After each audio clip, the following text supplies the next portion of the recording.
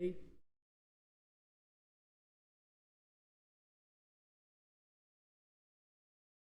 it's, we're not here to, but I'd like to point out why we started this thing. It is an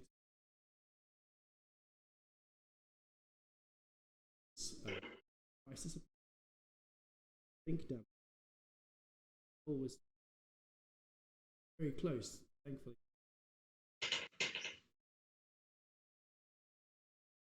Pockets, bread, and Monica nicked so much. Now £35. Really want to. Let's hit £1,000. Loads of wonderful people.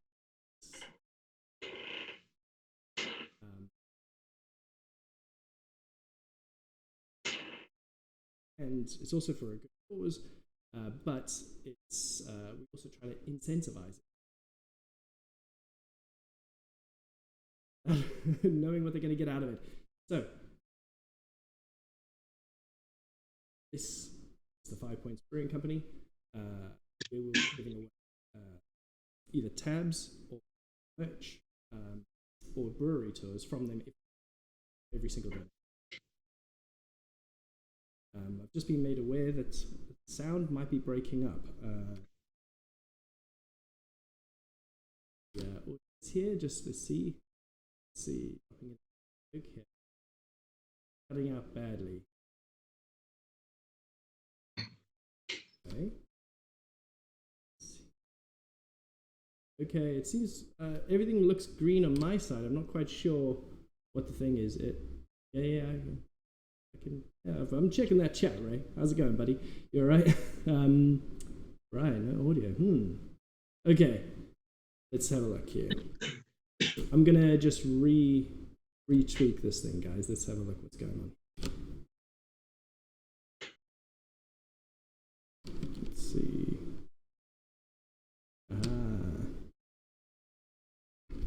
How about now, guys? Seems okay. Okay, good now. Oh, wonderful. Right, so it was nothing. Oh, wonderful. Okay, I just want to check that we're all back in play here. 20-second. Yes, there is a 20-second lag, guys. It all depends on where you are and what your connection is like as well. But yeah, with no further ado, I would like to, because he's sitting here patiently waiting. I would like to welcome Toby to the stream. Toby, welcome to In Deep. How are you doing? Ross, yeah, I'm good. Yeah, getting with it. where are you held up at the moment? I'm at home. Yeah, nice. Whereabouts? Are you inside London? You outside? Whereabouts? In Clapton. I've got this cheap Clapton. Nice. We sort of moved everything here just before the lockdown, and I've been working, living, and watching here. Nice, very nice. Oops, that might have been part of the problem. What have you been exceptionally busy at this moment? I think when we first chatted, you said that you'd a Netflix thing had dropped into your lap just as lockdown was happening. Yeah, I've been very busy on that. It's a nature documentary series about tiny creatures in the US. It's pretty amazing what they've done.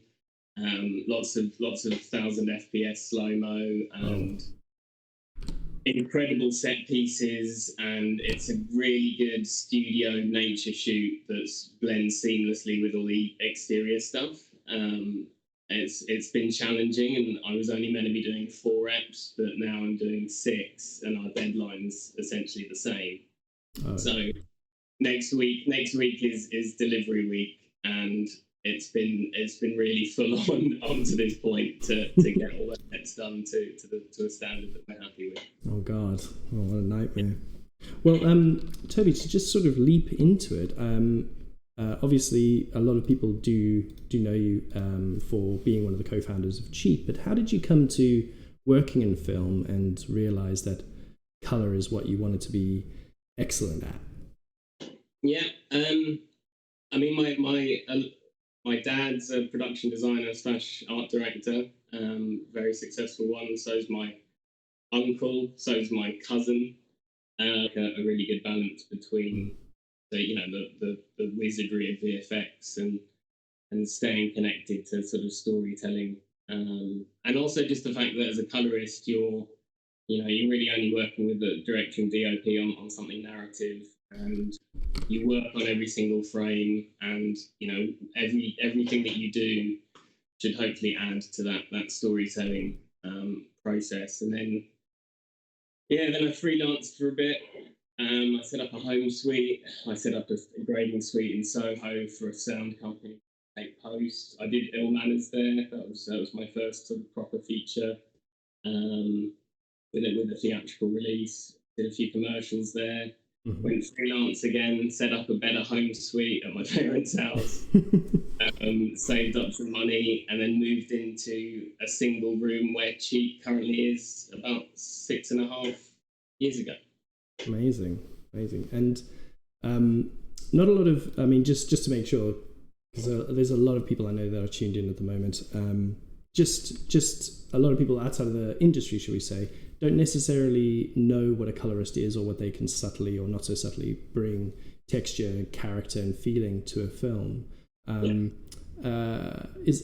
How do you feel about that? And do you think that there's that's partially why being a colorist artist in this thing is often treated as an afterthought in the commercial world? So leaping straight into a tough one there. Yeah, I think it's something.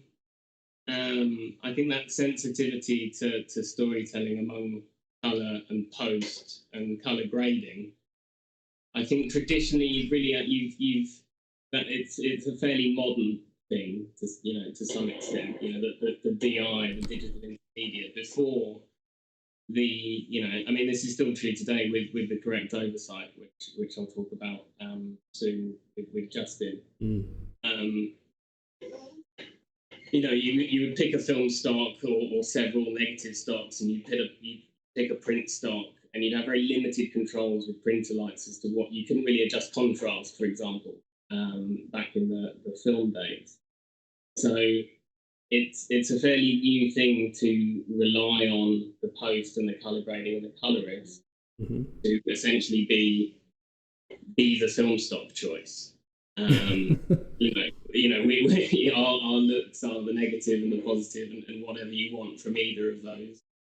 And then there's also the infinite possibilities, which is often a trap for a lot of colorists.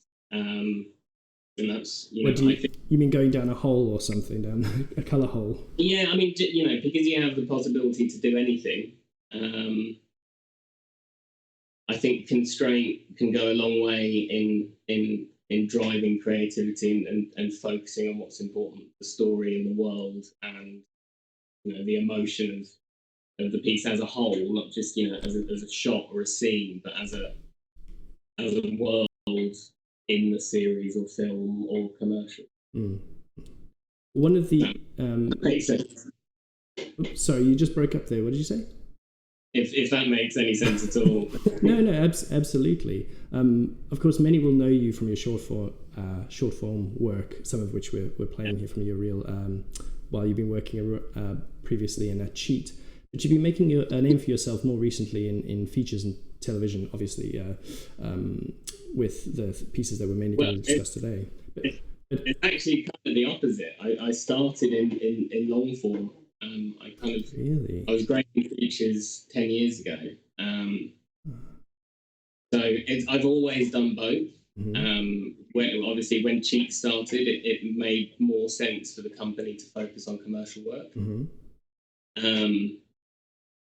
Just because it just made financial sense, and it let us grow. It let us get to the point that we are now, where we've got four color suites, a great team of colorists, Flame online, and I really wanted that so that we could work on bigger projects, because I think you need that. I think you need that facility backing. You need all the support staff, the engineers, all of that is necessary to work on these productions. Which is where I wanted to be. So I focused on commercials, really to make money. Fair enough. So that I could keep working on short films and music videos and still build a company. Yeah. And so how did your journey in features and television begin then? I guess as a kid. What were you mean? Sorry. No, profession. No. Let's go back to the kid. Being a kid, like, what are your influences? What made you think about that? Well, we used to watch a film every single night at my parents' house. That was just normal for me. At 7 or 8 p.m. we'd watch a film, and yeah, I'm very attached to the escapism of it, and for me it's sometimes I get more emotional about things on screen than I do in real life. So that I obviously have a connection to storytelling in that medium, I suppose. Oh, yeah, nice. And so, how did that begin for you then? At university, in the second year, a friend of mine, George Burt, directed for a small little group called N-Dubs. I'm not sure if you remember N-Dubs. Nice. I wish I had N-Dubs right now I could just cut to. That's great. Yeah. Please don't play any of the N-Dubs videos that I created. No, don't worry, I won't. Have you got that lined up? No. Please. No. Yeah, so he that was kind of my first gig, and I graded that at night in the university grading suite and got paid for it. So I was kind of moonlighting, doing paperwork in the evenings at the university colour suite, while doing my course. Nice. And where did you go? Where'd you go from there? You studied in Bournemouth, right? Bournemouth, yeah. Nice. I think when I started, it was the Arts Institute Bournemouth, then it became the Arts University College Bournemouth, then it's the AUB, and now it's Bournemouth Film School. Yeah, amazing. They've rebranded a lot. Oh, great! And so for a long time, you were sort of working, bouncing between London and home, trying to sort of carve your way in and establish yourself. Correct? Yeah. Nice. And then, so of course, that leads us to, because I know we've got a lot of things, I've got a lot of questions myself. And also, guys, just make sure that if you have any questions as well, please drop it in the chat. I know we're having a couple connection issues, obviously, because we're having to, Toby's at home and we're having to Skype in, and it keeps changing what resolution he's at and not. So I'm doing it on the fly, but I'm always going to resize things. So if you're wondering what the heck is going on, that's what's happening. But yeah, so one of the latest and greatest pieces that you've worked on was the End of the Fucking World, which is a dark comedy drama, sort of teen romance come psycho road movie, if I'm going to try to identify it, which was a co-production between Channel4 and Netflix, which I'll play one of the trailers. I'm not going to play the trailers with any of the sounds on, because there's the two different cuts between Channel4 and Netflix are very different, and I'm going to be honest, I hate the American voiceover on the Netflix one, so I'll skip that one. The Channel4 one doesn't look quite right, but I'll get into that. Okay, guys. So don't take what you see on the screen right now as a measure of Toby's work. The more pure stuff is going to be coming soon, because he has given me a lot of things there. But of course, that was directed by Jonathan Entwistle and then Lucy Cherniak. I always hope that I've pronounced that correctly. I hope that's the right way. Yeah. Oh God. And then later on, hang on a second, you've changed resolutions again. He's all over the shop today. Where is he? Gotta catch him. There we go. Do you want me to check anything my end? I don't think that there's anything that we could probably do. Oh, you seem to have stalled. You've frozen.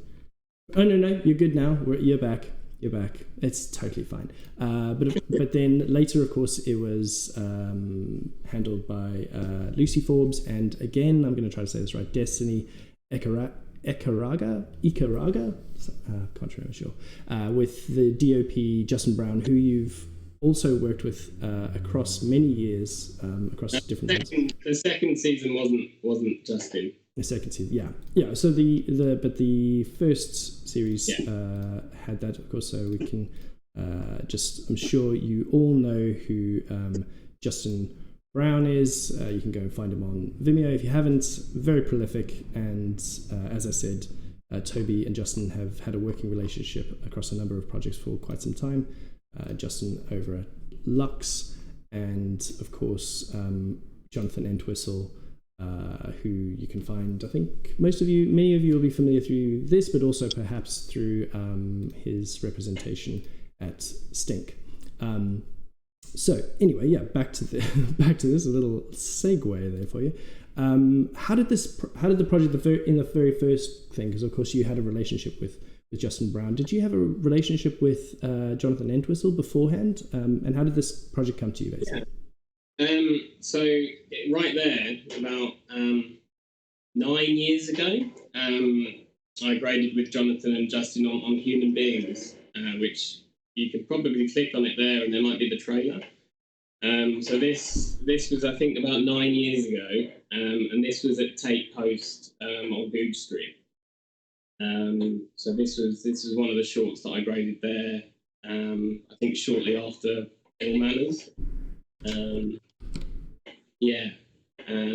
And then we did a few commercials. We did a Geox commercial. Did a couple of others. And we did the Seafret music video together with Maisie Williams. Mm-hmm. And that was all with Jonathan. So I've been working with Jonathan for 8 or 9 years. Yeah. Wow, crazy. And Justin for 12. Wow. It's the second year of film school. Really? Oh my gosh. Yeah. That's wow. That's me. That's the kind of story that you want, of talents meeting at that kind of level. That's awesome. Yeah.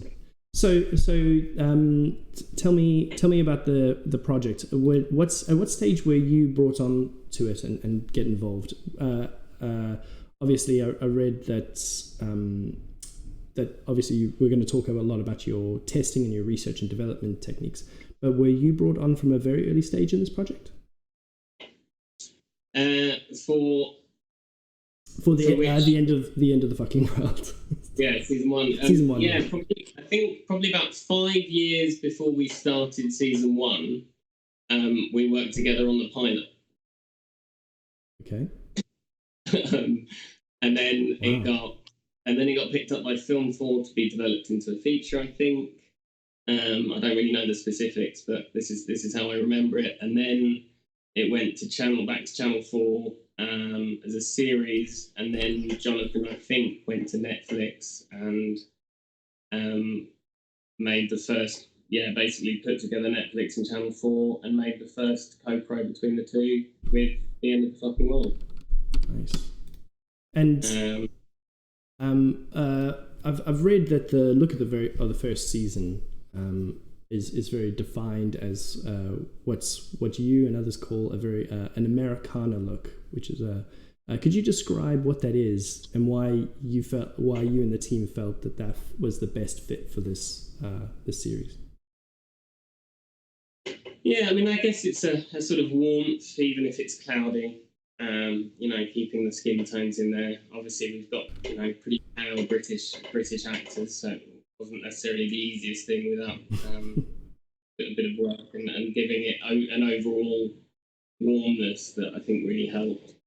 And then really the biggest Americana components are sort of in the production design and the costume, and the wood paneling and things like that, and the costume choices. There was the colours used, the colours that Jonathan and Justin created before it came to me were sort of in this Americana world. And then for me, it's about looking at American cinema and things like the density in the shadows, the uniform skin tone, less saturation in the highlights and good shape in the mids and rich shadows and a richness and a warmth and a naturalness to it. I guess would be how I define that. Yeah, it's very beautiful. I wonder, were there any particular inspirations or things that you had in mind that you wanted to instill in this, or was it through a process of experimentation to find that mix that you've enjoyed? A little bit of both. Justin had some visual references. Feature films. Think mostly photochemical. So we always had those in mind as a type of universe that this could be in. And that look was discussed before moving into production, right? Yeah, so on the pilot 5 years before we started, that was the first film that I used the lookup tables that I made with tests that I did a couple of years previous to that. So I profiled negative stocks by shooting thousands of color patches on an Alexa, the same patches on 8 different film stocks, including Fuji, Red, I think a Canon, and a Sony and a Sony F65 at the time. Wow. And I profiled the color response of every format in the most scientific way that I could. And the pilot was the first film to use that, and we wanted, and it worked really well, and it gave us that film look, which I hate that word because often if it's given to me as a brief, I find it really annoying when someone's like, just make it more filmic. Film is so many things. Yeah. If you watch every film shot on film, there's very little correlation between them. Yeah. There's qualities that are fairly consistent. Yeah. But the world of film is massive. So I've gone off on a complete tangent. No. This is what we want because we see it all the time, and a lot of people use that thing as a shorthand for meaning many different things. I don't know what they mean, but it's it can often be an afterthought. Absolutely. They basically want you to make it look good. Instead of like, oh, I want this, it's a certain stock, I want this look that was particular, like whether it's tungsten, daylight, or etc. That must be quite frustrating for you. I guess even in from my previous experience before, the sort of alchemy of being a colorist is fascinating. It's not something that I always doubt my eyes. I don't think I can see a full color range. Sometimes I wonder. But there's a lot of maths, and you hinted at that, a lot of maths and science going into the crafting of these looks, whether it's even especially at the research and development stage.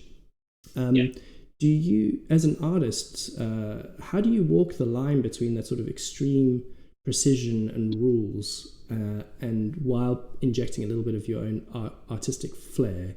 And do you take many risks in doing this, or do you try to quite rigidly match aesthetics? No, it's looser. I think what I really wanted to do is, with profiling the film and the digital cameras and looking at their differences and making LUTs, is just for me to understand exactly what the differences are. Certainly when it comes to image capture between digital and film. And see if I could emulate it perfectly, which we did for given light sources and given scenarios. Unfortunately, the sample data wasn't wide enough for very bright, saturated objects and all sorts of but anything that was reflective, we were getting a pretty perfect match. But then later on, it was more about me having known what the differences are, recreating those differences manually with color tools and math-based tools that aren't destructive like LUTs, and recreating the effect closely, but in a cleaner, more natural way to the digital capture. So without introducing extra chroma noise or anything like that the LUTs could often do, by trying to increase, color separation in certain areas, or that warm, cool split. there are cleaner ways of doing that now. And over the last few years, I've kind of diverted away from matching things exactly and borrowing the things that we like from different film stocks and making new ones inside the grade. That makes sense. Yeah. Are you sort of creating a digital chemistry of creating a new type of stock, if you will, that you use? Yeah, it sounds a lot better for me that I'm a film stock maker rather than an Instagram filter. Oh God. VSEO instead of Valencia. So what was it like coming back for the second series for you? Of course, there would have been the pressure, I imagine, to be consistent and true to the original series. But I would love to know if there was a new goal that yourself and Jonathan and Justin had in mind, or an ambition for the look of series 2. Well, Justin and John weren't really involved on my end of season 2. Okay. There was a different team involved, was it? Different team. Yeah, completely different team. Oh. Different camera, different format, different DPs, different production designer, I think. Yeah, definitely different production designer, and yeah, crazy really. And what did you want to do? And then the main brief is make it look like season 1, and then let's go somewhere else with it if we can. Great. But getting it there, and also in HDR as well. So season 1 was SDR, season 2 was HDR. I couldn't apply the same grade that I used on season 1. Different format, different deliverables. It was I had to basically rebuild the essence of season 1 to begin with, and then with the DOPs and the directors go where we wanted to go within the world, if that makes sense. And how would you describe that? I read that, of course, it's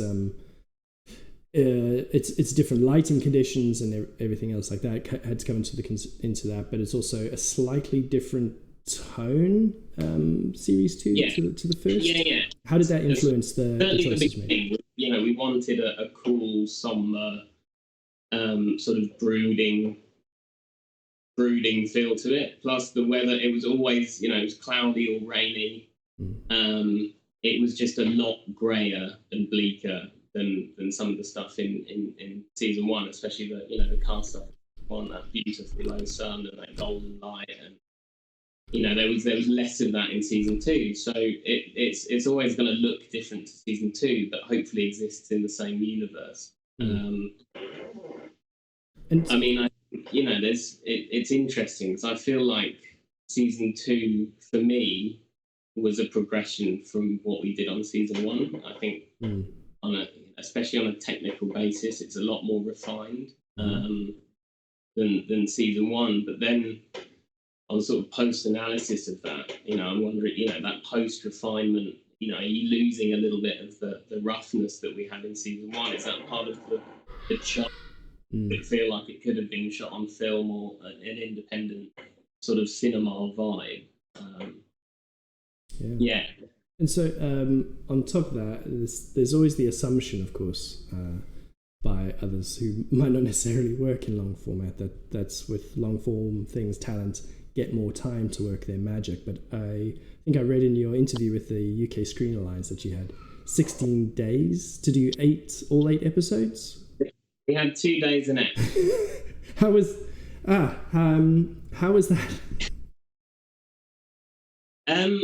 Did that include experimentation? It was hard, and the only reason that it was possible was because the rest of the team in front of the lens did such a great job, and it was very consistent. And with Justin being so consistent between shots within a scene, you grade. We would pick a shot to grade it, apply that to the rest of the scene, and it's 90% there. The consistency there had saved us hours and hours basic matching, so we could do a little bit of refinement and get that primary grade just right whenever we could. So there was I think I could probably count on two hands the amount of power windows that we used on season 1, maybe 20. The odd grad, but not a lot of shapes, because it just wasn't needed, and we wanted to stay authentic. We wanted to stay true to. Forgive me for asking, what's a power window? It's an isolated area that you grade differently to the rest of the image. Oh, okay. So you had to do some fancy legwork anyway to fit it all in. Well, it was shot very consistently, so it was very hard to grade a whole ep in 2 days. Yeah. I mean, in the UK with British TV, you'd be very lucky to get 2 days on a 30-minute episode on most TV shows. But it's a different. I don't know. I guess we wanted more of a film approach, of something closer to the amount of time you'd have on a feature. And then season 2 I managed to get 3 days. But within those 3 days I also needed to do an SDR trim pass. So we did 2.5 days in the grade, and then a half day making the SDR version. What is the? Yeah, I was reading about the SDR and HDR, and forgive me for being a complete ignoramus, but what is the difference between the two? And what is an SDR trim as well? So HDR is high dynamic range. So basically, on Netflix, if you have a modern TV or on your phone or an iPad, the peak brightness can be sort of 10 times higher than a normal SDR, standard dynamic range. So sort of Rec 709, think HD broadcast television for the last 10 years. That has a peak brightness of about, let's say, 100 as a number, 100 nits. And then HDR can go up to 1,000 nits, but it's only very small parts of the frame. So it's specular, very bright highlights, pings, light sources, reflected things, shiny things. Most of the image is still the same as SDR, but it gives you this range for practicals and highlights and stuff like that.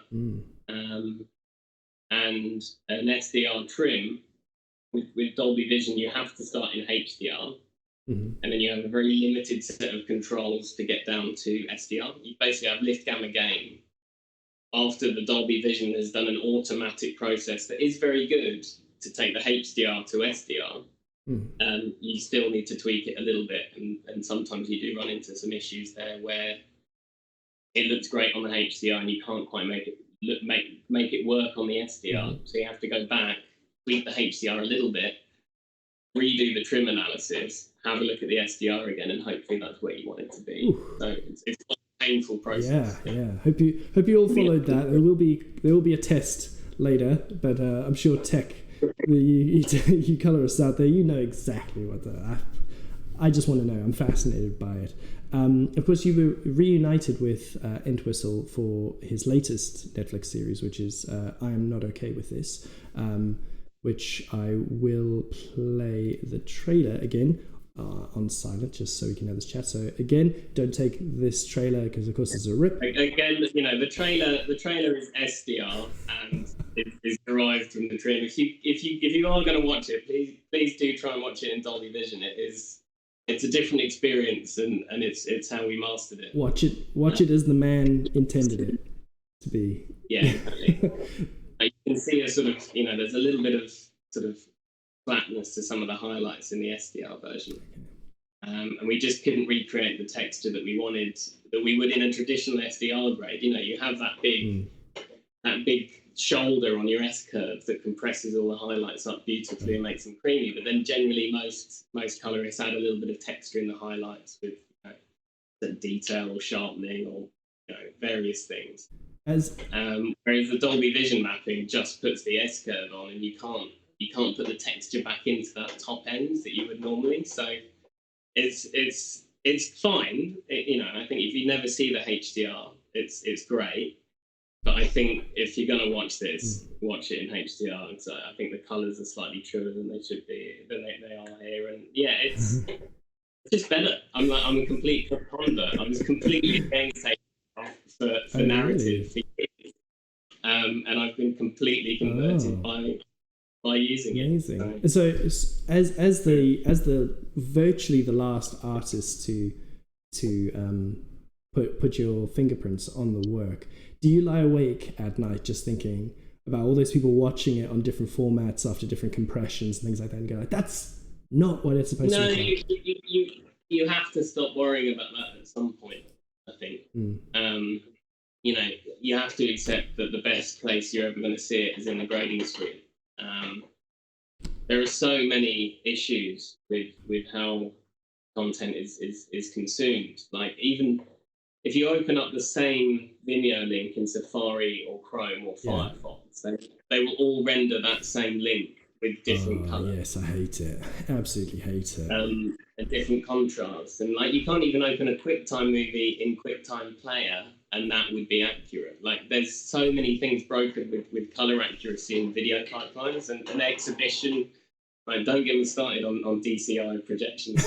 like the way people, unfortunately, Apple is making a huge difference in that regard. That, you know, the iPhone 8 and above, the iPad, the iPad Pros are very accurate, incredible displays. They're the closest thing to a reference monitor that a consumer can buy ever. Wow, there you go. And the LG OLEDs as well, after they're calibrated, are very close to reference. That's an endorsement right there. I hope you're going to get paid for that one. Yeah, but if you are buying a TV, do get an LG OLED. You won't regret it. I need to get a new one. So yeah, LG OLED. You're saying, okay? Yeah, I'm writing that down. It's the way to go. Thanks for the tip. Just before we move into this, actually, what the next section, guys, is going to answer some of these questions. I see a lot of people asking about emulating the film look, color, and texture in digital footage, and Toby is going to break down sort of part of his process there, so you can probably find out a couple of his secrets. He's not going to tell us everything, of course not. He wants to keep that secret recipe secret. But definitely there. So I just don't want to get too nerdy on you, Ross. No, get nerdy. I'll just ask the dumb questions. We're just gonna what what is an S curve? Tell me. But again, guys, if there's anything that you don't know, please let us know, because we're just going to. I'm just going to try to keep up with Toby. But if anybody's left behind in the dust, we definitely want to keep you up in here. Well, I'm looking at the YouTube feed, so maybe I should stop doing that. Yeah. Oh, yeah. I mean, you can flip at this. So right now, actually, on screen is part of the thing, because you just so you know, it's if you haven't watched it yet, it's a coming of age comedy drama again, but it's got supernatural elements, which is again another adaptation of a graphic novel by Charles Forsman, as was The End of the Fucking World. And in this, going into this project, yourself and Justin went through another intensive research process, which was included. Some of these were beginning the material that you sent over, which is the film versus digital tests. Tell us about what you found and how that influenced decisions going into production, and tell us about this test here specifically, the 250D test. Yeah. So these are some stills, as you can see, you can go through the sort of exposure. So that's a color checker SG chart, which is like a Macbeth chart on steroids. And we shot this, I want to say 8 years ago now. Really? And this was all shot ARRI RAW, so all the new ARRI color science stuff can be reapplied to all the rushes, which is handy. And then we shot the same thing. So this is the 250D, and then we shot everything. We did the same exposure range, which is quite tricky to do exactly a stop change across a 13 stop range. It's on the lens, you've got a lot less than that. Mm-hmm. But we methodically marked out the distance of the light source and doubled that to reduce it by all sorts of stuff. So these are pretty close to a perfect stop apart and consistent across the different formats, which is essential. But unfortunately, it wasn't perfect. Right. It required a lot of post-processing to get right. Mm-hmm. And if I was to do it again, I don't think you can use charts. It needs to be, I don't know. But anyway, so basically, this was studying the differences between digital and film. I was kind of, everyone has their idea of what the differences are. Everyone has an idea of what is filmic. Everyone has an idea of how you make something look filmic and what the qualities of film are. And I wanted to get rid of that kind of,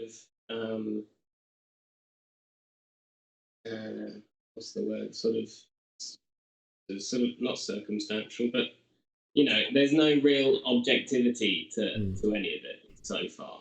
So I wanted to know, as a colorist, what exactly are the differences in an objective, scientific way, and then that would empower me to do that and sort of make a case for it and what that is. Because obviously in terms of producing and filmmaking, a lot of people, the impulse is like, got to shoot on film. I want to shoot on film. But of course, realistically, go shoot on film.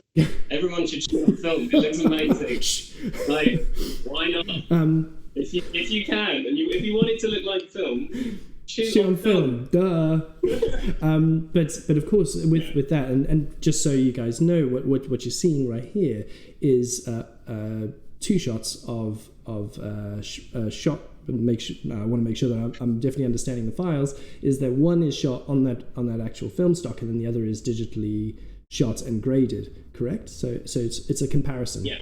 So yeah, it's a comparison just to make sure that the work we were, I think it's about testing and reevaluating throughout every single stage. Camera tests, costume, production design. To build that palette of colour, like what Wes Anderson does, what Jonathan and Justin do, like Stanley Kubrick, like it's all done in pre-production. Even my work as a colorist, creating dailies LUTs, creating a LUT for the dailies to show the intent of the final grade, means there's a consistent vision. You're not making it up at the end. You're not shoehorning something where it doesn't want to be. It's all there, and it just needs tidying up. So part of one question that sprang to mind, of course, when I was looking at these, which are amazing, and I do challenge many people. Of course, poor Toby's stuck on a delay, much like you guys, so he wouldn't be able to tell you, that's the one. That's definitely the film one. That's that. But I challenge anybody to spot the difference, spot which is which. I would love to do that as a separate challenge. Unfortunately, we're not. Well, this was after we didn't want to match it perfectly. Yeah. This kind of we did to begin with, and then I think we settled somewhere around there. So there are differences in here, and I'm sure there'll be people saying, "Oh, they're not the same," and they're not the same. Yeah. But there's an essence. There's a feeling that's the same. Do the colours make you feel the same as film? And this is, and if anyone's familiar with Stevie Edlin and his work in colour science, he's an amazing cinematographer. Shot Star Wars and all sorts of stuff. Looper, which is amazing. And he just did that murder mystery thing with Daniel Craig. What was that called? Knives Out? Knives Out, yeah. He shot that as well. So he's like a colour scientist that hobbies as a DOP and still is amazing as a DOP. But his passion for colour science is deep, and he says it sounds like I'm saying what he's saying. It's less about the differences. It's more about is it the same emotional experience? Does it help you tell the same story? If it does, then it's probably close enough that it doesn't really matter. Is it easier to get that look and shoot on film? Yeah, it probably is. But it is possible to have the same emotional effect from a digital image made to look like film, and that's what we were trying to do. Especially some of the older stocks that had less color separation. There's Vision 1, Vision 2 stocks. So yeah, I mean, in my mind, that was not obviously some of the references. So part of the magic with film stock is partly, and you've just glanced on there is never knowing precisely. I mean, you can know generally, but you can never know precisely what you're going to get. There are subtle variations and imperfections. Is that something that you went for in this series or in some of your work? And if so, how did you replicate them? And what was there ever any pushback going like, whoa, hold on a second? Yeah, no, there's always a little bit of variety in film. It's not that large. I mean, if you include the printing process as well, there's a lot of room for change in there. I think it was just about not overcorrecting everything to perfection. I think it was about letting some things go.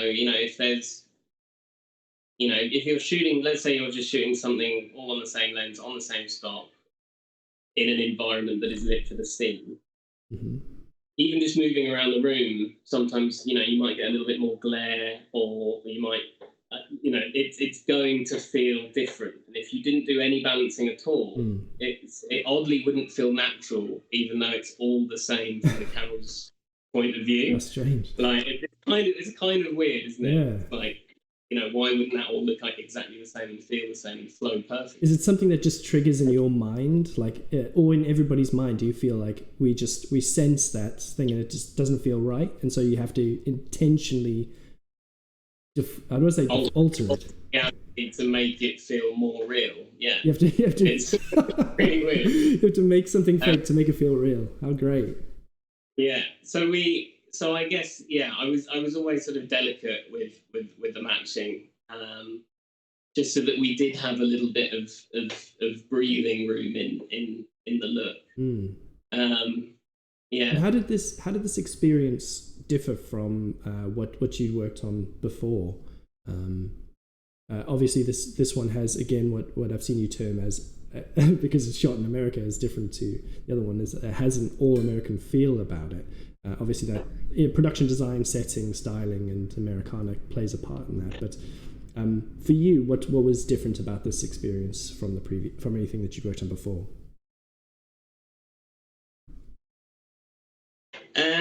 Pretty similar to the end of the fucking world and working with John and Justin.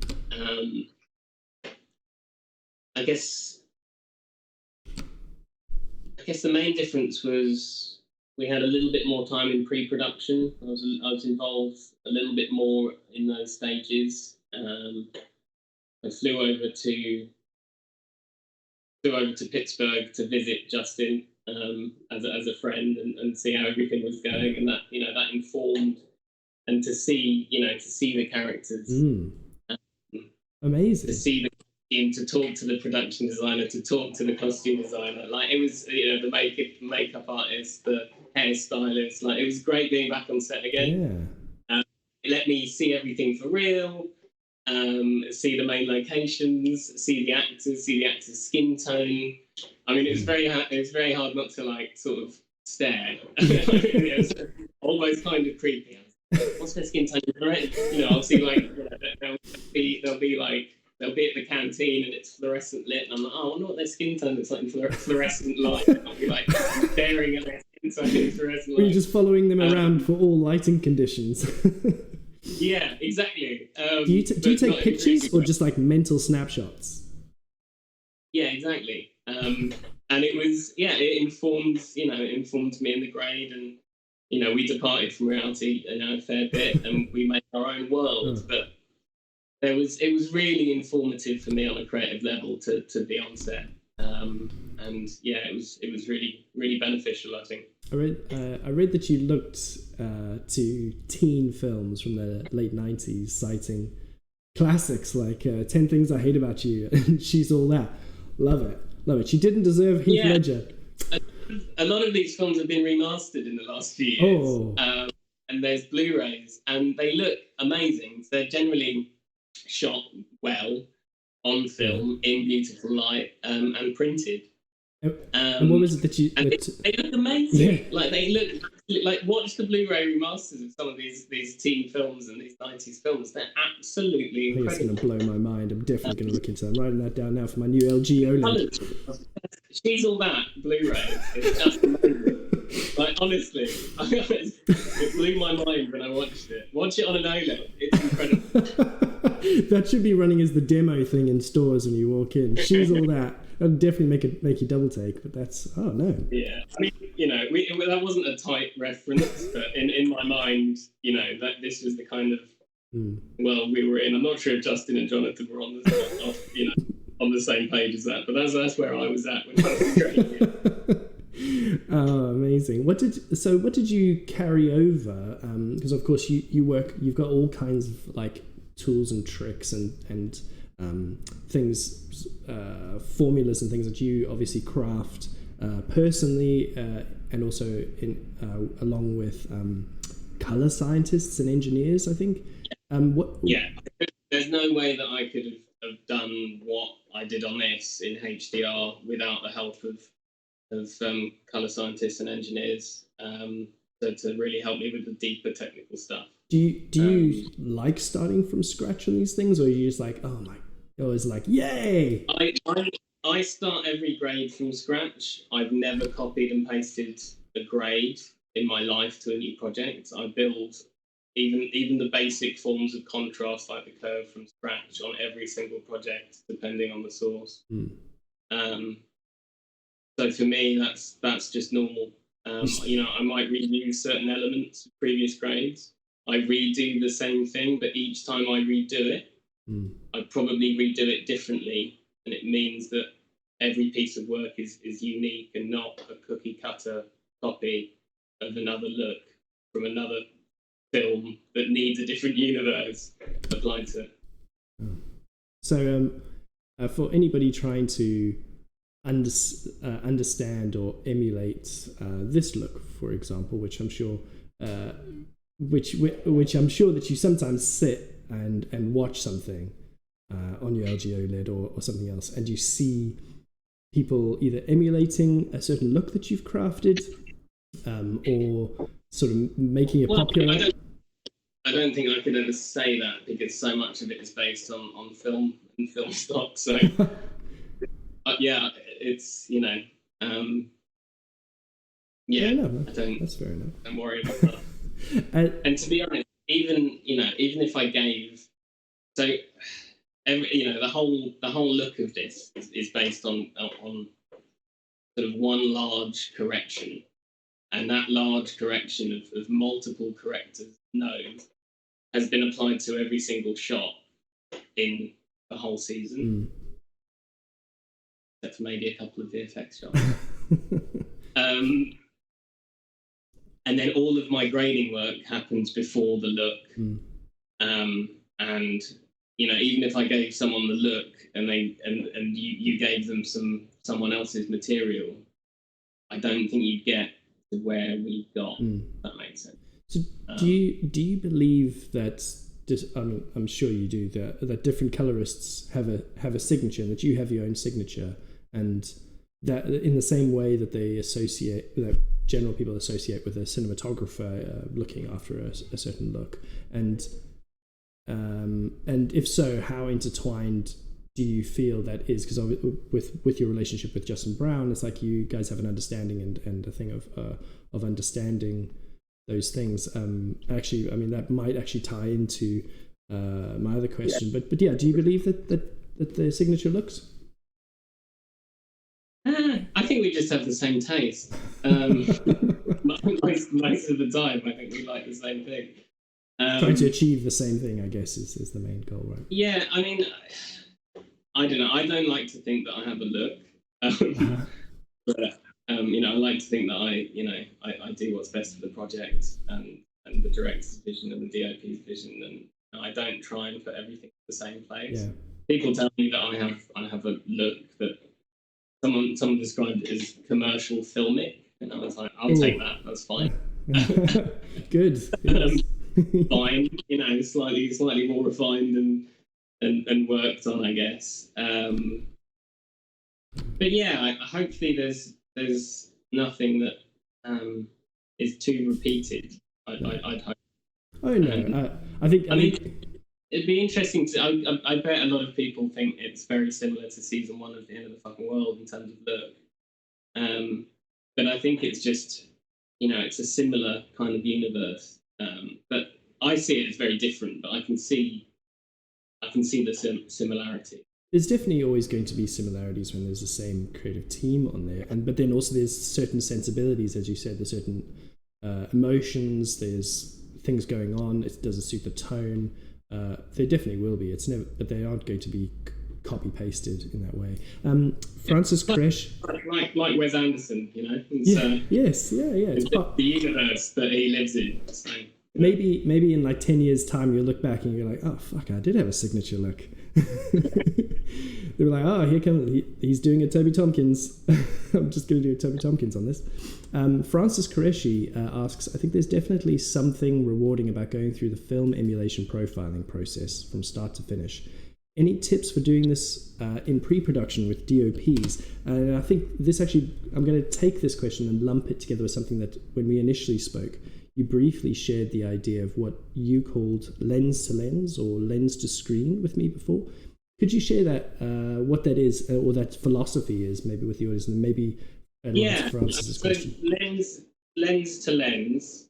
I don't know who coined that, but I like it as a saying. So you look at the color pipeline from the second, from just the light hitting the first element of the lens all the way through to the light coming out of the projector lens at the cinema. So you treat that as, that's the look. And you have to look at every single stage from capture to presentation. And I think too much focus is put on the camera as a format choice, because it's not a format choice really. Most high-end digital cameras can be made to look pretty much identical, and after adjusting for exposure and sensitivities and changing the lighting a little bit, more or less fill, you can make all these top-end cameras look pretty much identical for 90% of scenarios. And there's not enough focus on, the camera it's a light, it's a sensor. It's just getting you data. What you do with that, it's especially shooting RAW and you have just linear, wide dynamic range, large color gamut data. There's so much information there. It's not, Arri made Alexa wide gamut and Log C is their color choice of encoding, and it works really well in traditional grading. That isn't what it has to be off of the Alexa. It can be anything these days, especially if off of RAW. So you can go into any color space off of all of these high-end cameras and get to the same point. And then you need to manage, what is the end display? Is it Dolby Vision P3? It's about looking at the whole thing and making sure that you're being true to the intent all the way through, and doing it in the cleanest, least destructive way. Even things like lenses. When DOPs look at sharpness, how many ask, which algorithm was used to downscale the raw image to the screen that they're looking at, because that has a greater effect on sharpness than lens choice. There's a lot of things that just aren't being considered in that pipeline that, if they were, would make productions, production value go up.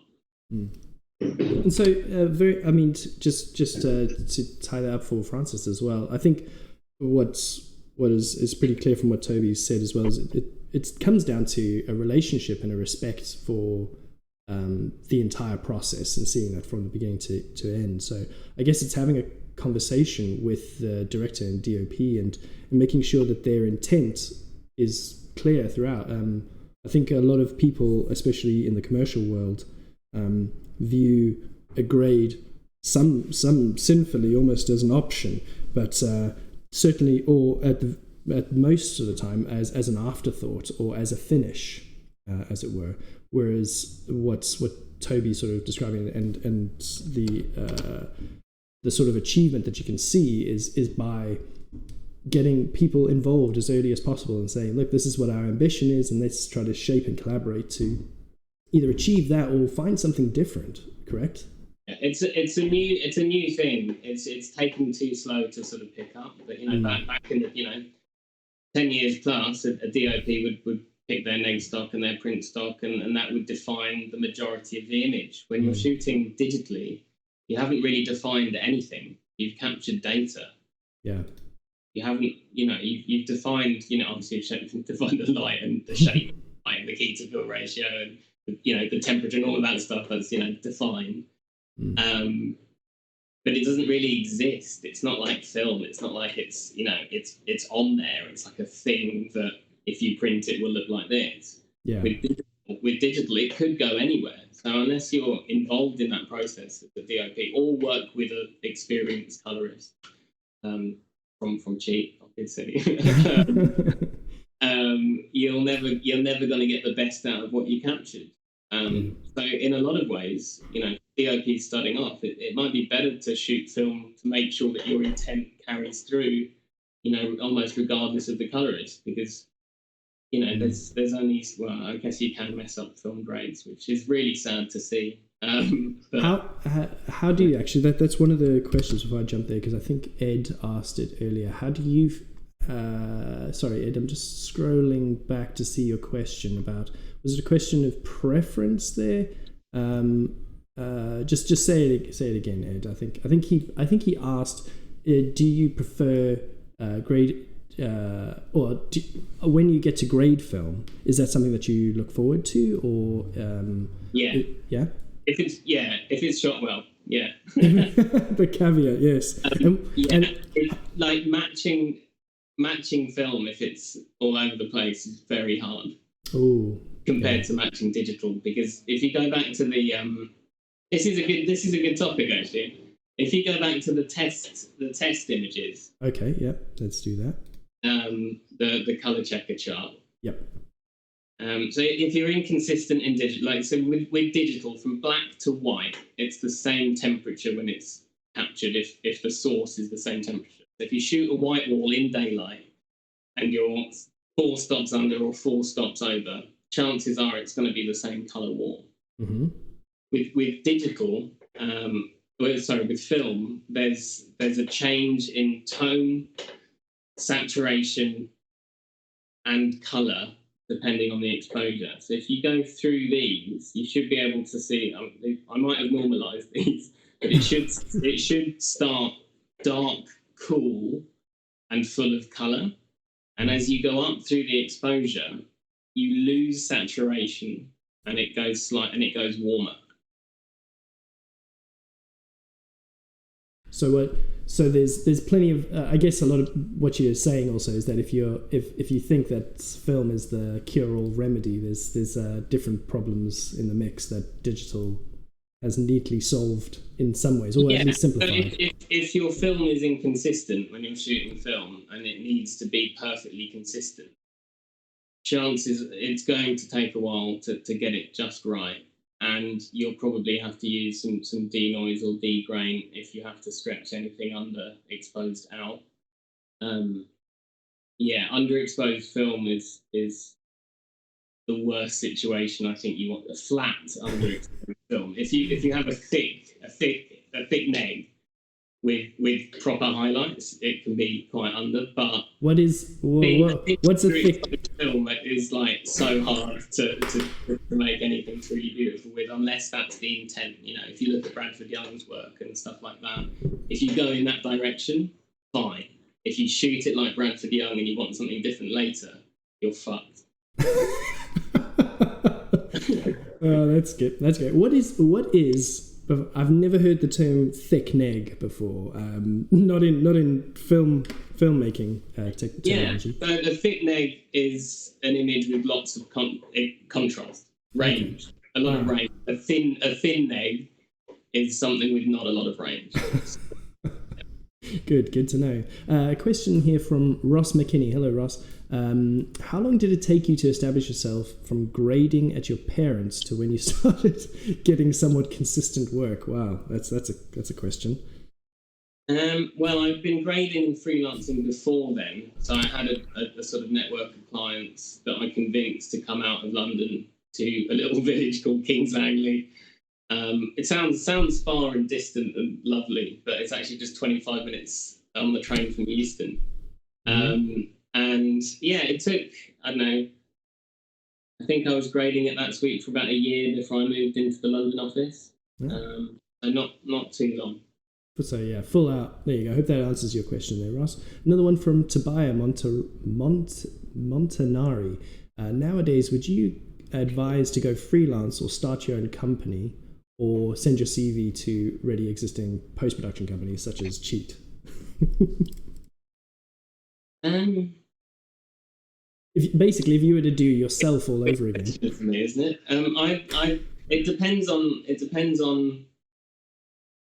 who you are, where you're at, and what you want out of life, I suppose. I think if you want to work on bigger stuff, you're going to have to be at a post house, or wait 10 years and do what I did, and it's hard, and yeah, it's tough.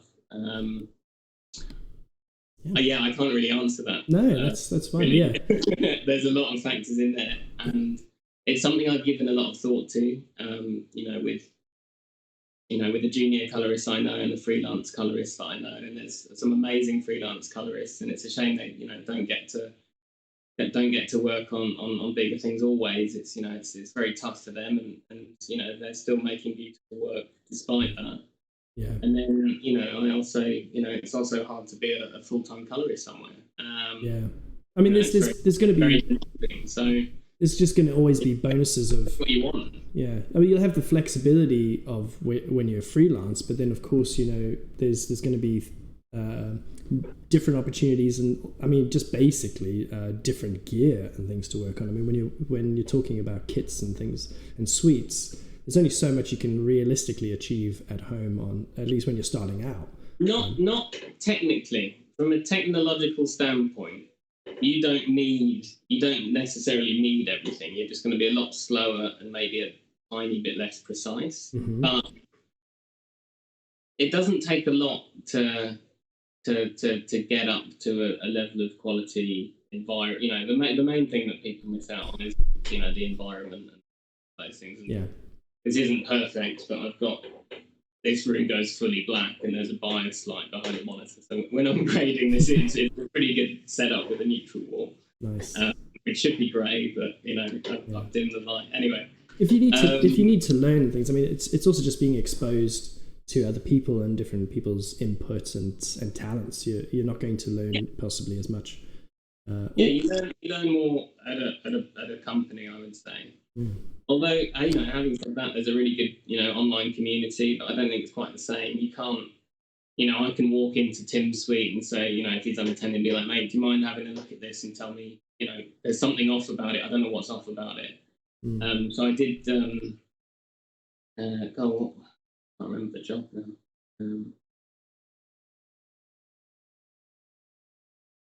Anyway, I walked into Tim's suite and it was for a phone brand. I can't remember the name of it. It's not very popular here. Shot by Olan Kaladi. And there was something off about it, and I couldn't really put my finger on it. So Tim had a look. He was like, it's a little bit too sat in the bottom end. And I was like, yeah, it is actually slightly too sat in the bottom end. And made a change, rendered it out, and I was really happy with it. You can't do that as a freelancer. You can't exchange ideas and thoughts. And like pull a colorist in to have a look at something or see what they're working on, or if you see something interesting, ask them how they did it. And especially for the junior colorist, if they can ask whatever questions they want of us and get an honest answer. One thing while I've got this on the screen, Lily asks, when you work on a black and white project, how does that differentiate from a commercial or film shot in color? Is the gray? I'm assuming that there's got to be the communication between the director and the thing. It's like, again, you can't just say, okay, it'll be fine if we just desaturate it and things. It's got lots of considerations from makeup to everything, right? Yeah, I mean, it has to be considered. It's not actually that much easier than grading colour necessarily. Tell us about that. What are the unique challenges? You're kind of you're mostly working in colour until it goes black and white at the end. So, you know, things like skin tone, if it's captured, I'm assuming colour capture. But that also depends. I'd always prefer to have colour capture for black and white. Oh, interesting. Okay. Because then, you know, then you can control, you know, the luminance on skin tone and other objects like red balloons or things like that. That if you acquire it in black and white, you could never do. You could never make selections or isolations based off of a colour. And also, you know, the colour temperature will change the luminance of skin tone if you're shooting black and white. And you'd have to be really on top of getting the right temperature by using different yellow filters in front of the lens, depending on the scene and how you want it to look. I don't think it's worth that commitment in the cinematography. I like the idea of it. I like the intent and the stamp that it puts on a DOP's vision. Yeah. But if you can shoot colour in it and get to the same result that you would shooting black and white, why wouldn't you? So I did a feature film shot on 35mm colour that was intended for black and white. Oh. And that was a feature film called The Return, directed by Oliver Nyas. Shot by Carl Berg. What was that behind that choice? That's interesting. Why not black and white? It was right for the story. It's a gangster British crime story. Oh, but I mean, in shooting it in color instead of black and white stock in the first place. I think that might have been all that they had their hands on at the time. Fair enough. And they didn't want an overly. I don't think they wanted it to you know, smack of you know, Tri-X or anything like that. So that I'm pretty happy with that. I think there's some stills on the website of the return. And you can see there's a shot. I'm not sure if you want to pull this up, but there's a shot of a girl at a bar. And yeah, we lifted the skin tone on her throughout, and we reduced the contrast out of her a little bit. And it really gave it a sort of it really sort of added to her character in that film, I think. I'm looking for it. You know, she was always sort of softer and more gentle. You know, it's a great effect should you make it to the ending. If you search, it might be quicker. I got it. Here we go, guys. This is the return. Here we go. And while on that one, while I flip through this and do that, I'm just going to grab some of your questions that are coming kind of thick and fast, which is excellent. Oscar Ferguson asks, how do you approach adding grain and other imperfections to a digital image? Or at least, I guess, what is your philosophy, I guess, is more the question there. Or, I mean, maybe I don't know if he's going to tell you. Yeah, I think I'm a little bit less strict about grain being, you know, that true. I think people can get wrapped up in that a little bit when it's not really that. Shouldn't really be a fundamental part of what defines the image as cinematic. I find grain is all too often relied upon to try and make something filmic when it's really not. Mm-hmm. It's a big pet peeve of mine. I think it's really nice in adding a little bit of texture, especially to sort of skin. Just it kind of emulates. I think we did The Return about 6 years ago, looking at those films. It kind of emulates. Not emulates. It increases the detail in smooth areas, and it gives texture to things that don't look like they have texture but should. It's a very weird effect, and grain does sharpen images slightly, so you often have to find a balance between sharpness and grain. Also, online, grain looks shit, even on Vimeo, or YouTube as well. It's tough, you know. If you're putting grain on something that only lives online, who is it serving? Is it serving you, or is it serving the audience and the story? And I think I've changed over the years whereby now if we do add grain, I want to make sure it's not too disruptive to the rest of the work. Okay, thanks for that. And now I've got another one here. Maita, I'm definitely not going to pronounce it right. Maita Yaminez. Hi, what's your advice to people like me who are just getting started? Would you suggest getting a diploma somewhere, or is there something else you would like to suggest? I guess do you go to grade school, or do you just do a different? Well, there was a grade school. There was a master's course in color grading and color science in Berlin called Up.Grade. And yeah, I love it. Sign me up. And two of their former students now work at Cheat as junior colorists. And they've got masters in color grading, which I think is incredible. Well, there you go. I mean, there's lots of routes, and this is the sort of generic response for anyone that's in the industry and progressed in their career, is to not really give advice, but it's concrete. This is the way to do it. Yeah. And I don't think there is one. I think film school would help. Going somewhere like Bournemouth or Ravensbourne. I guess everybody has their own path. I mean, as you've, I don't know if you've watched these things before, guys. Everybody has their own journey and things. I don't know if there's ever a prescribed path. I mean, take Toby for example. I mean, Bournemouth, you could follow the same thing, but then it's a lot of it is chance and luck and grabbing opportunities as and when you see it. I mean, like where you were before is like N-Dubs. It's of its time, and you're just like, that's what has led you to this point, which is fascinating. I mean, now he's an MD of his own company and doing feature films, so you never know what an opportunity will teach you or lead you to. So I guess you can't really answer that question if you wanted to. Work on as much good stuff as you can. Even if you don't get paid. Like Human Beings, I'm pretty sure was a freebie, and that ended up to me working with Jonathan in the future and making 2 Netflix series together. And it took 8 or 9 years for that to happen. But I knew he was great, and I'm glad that he sort of stuck with me.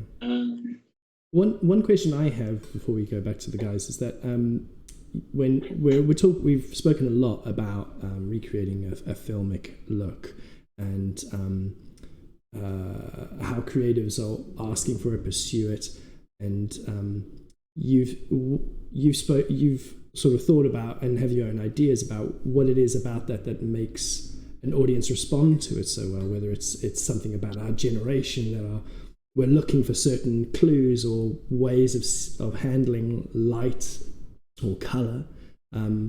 Do you still believe in that? Do you still think that this is a little bit of a throwback for us, a yearning for like, I wish this looked like something I'm familiar with and love?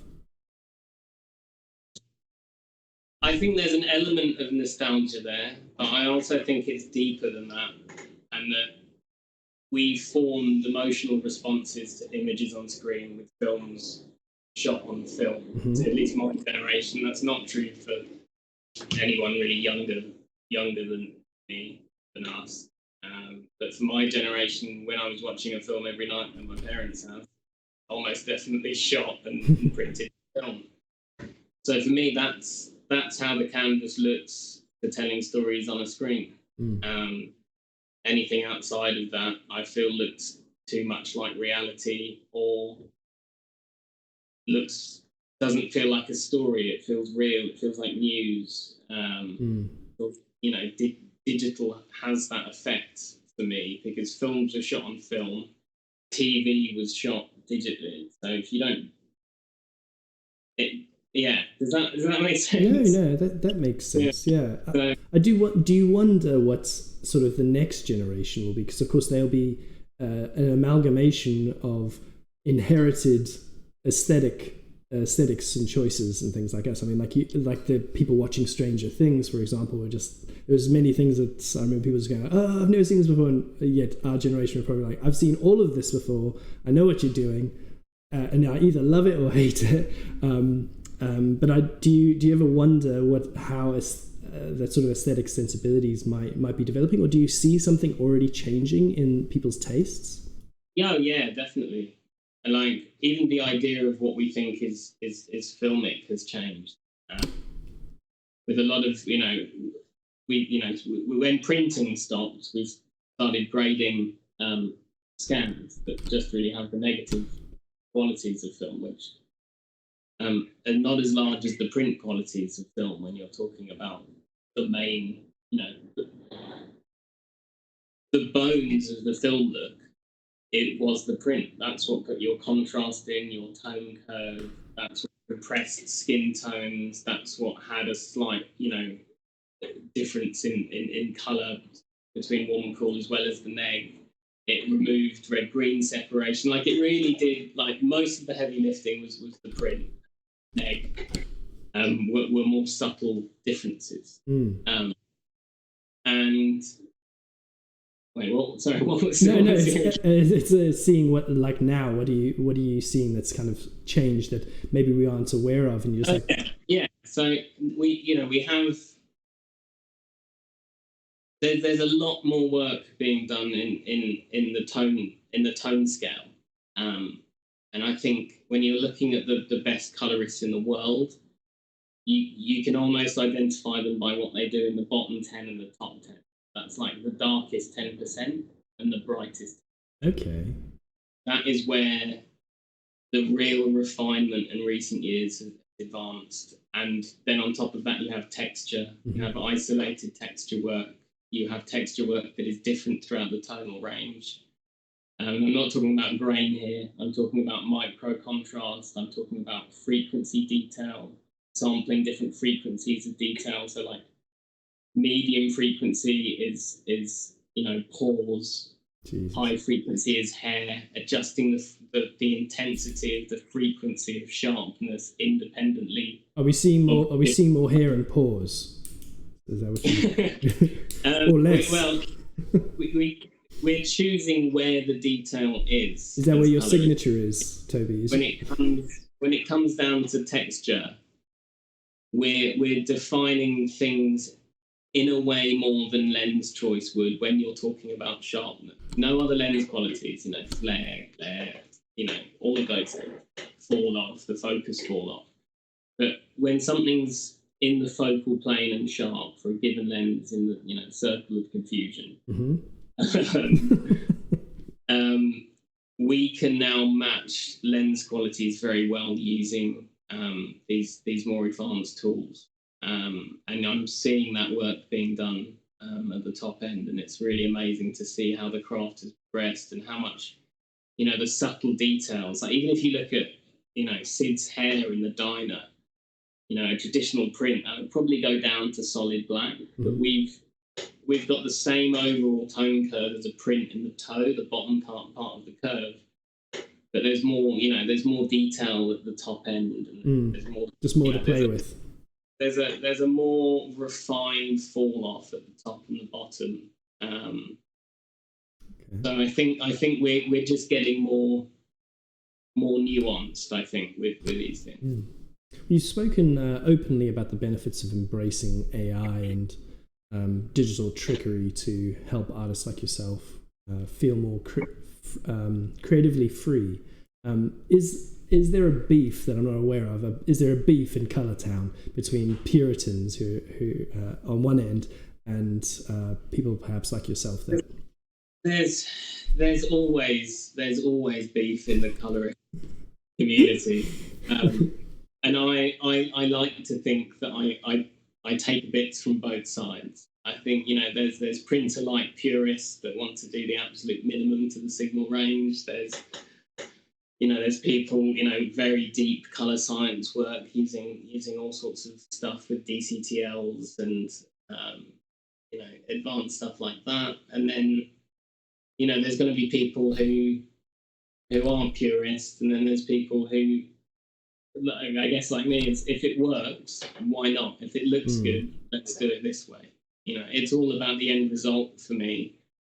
But just because I want the end result to feel natural in filming doesn't mean we have to shoot on film and only use basic grading tools. They're not mutually exclusive. They can live together. You can, as long as you approach your analysis of how you're doing something with the end result in mind, I think you'll always be safe. Fair enough. Hey guys, let me. I want to give you one more opportunity. Obviously, we're very aware that Toby's very pressed for time. I don't want to take too much of it, but I want to give you one more opportunity to get any questions that you have in. Again, as always, I'm just going to do the boring reminder to subscribe and make sure that you follow Toby and Cheat as well.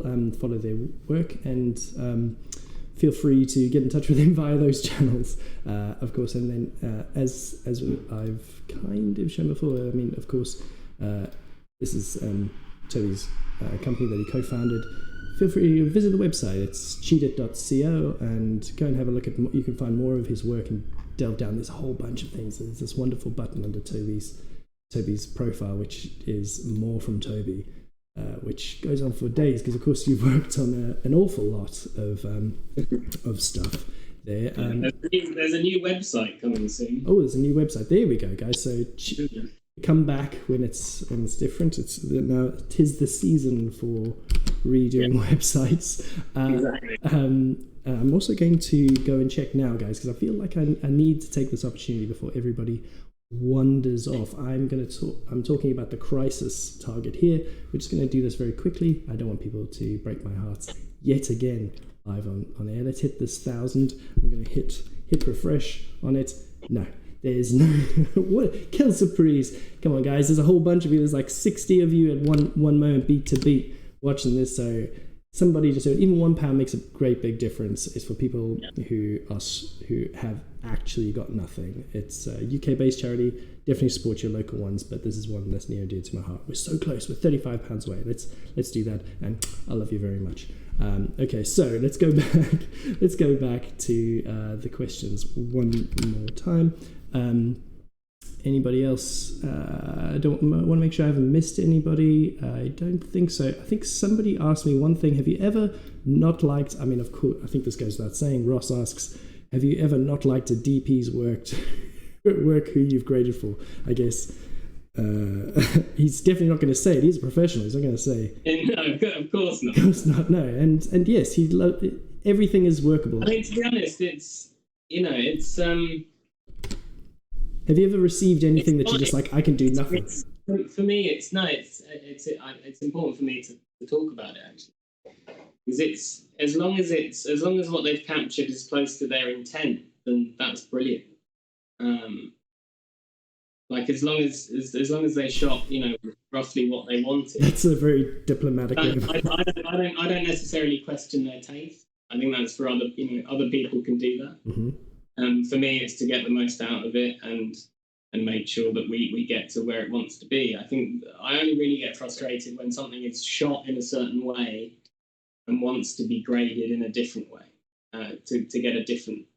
Could you give us, without naming anything, could you give us an example of that where somebody shot something in one way and then obviously because you have a lot of egos, I imagine, to do. It's not all singing from the same hymn sheet. Sometimes you like have the director, the DOP, and maybe the agency people in a thing, and did you just like this isn't?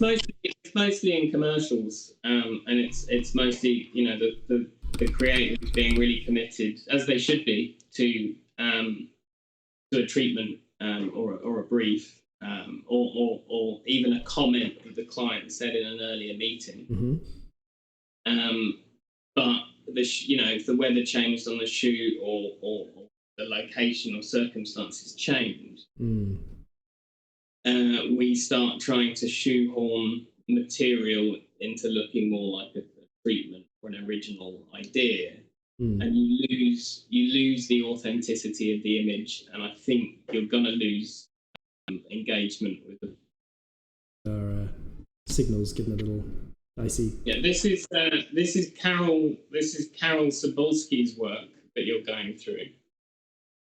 She's a junior colorist at Cheat. You should check out her work as well. She's incredible. And yeah, it's really great that she's sort of started grading more, and we're really excited to see where she goes. Nice. Well, I don't want to take too much of your thing there. I think we've risked the choppiness of these connections a little bit too much there. Oh, here we go. There we go. Harvey, these questions, you guys. Harvey, what's your favorite color? I mean, come on, guys. Dark green. Dark green. There you go. Give us. Do you have a Pantone? Do you have a favorite Pantone shade? Kodak yellow. Kodak yellow. Oh, that's a nice one. There we go. Which has its own. I think it has its own Pantone. Nice, so, yeah. Nice. Yeah. Sorry, guys. I was just flicking through Instagram, of course, but I'm talking generally. As Toby pointed out, it's somebody else's from his team's work. But yeah, I'm going to leave it there, guys. I hope that you all, after this, drop Toby a line telling him he's been a fantastic guest. Yeah, any questions? I generally answer most questions. just not get in touch by Instagram. Yeah. No secret sauce. There won't be any secret sauce sharing. No secret sauce. Yeah, no. But he'll do his best. And thank you so much. I really appreciate you coming on, and thank you to Ali as well for making this happen. And yeah, thanks to you guys as well for tuning in. I really appreciate it. Some wonderful questions today. Again, one last thing, to subscribe. Don't forget to donate, guys. £35. I want to start next week doing them, picking another worthy cause. It'll really make my weekend. But from myself and from Toby, I'd like to just say thank you and goodbye. Bye.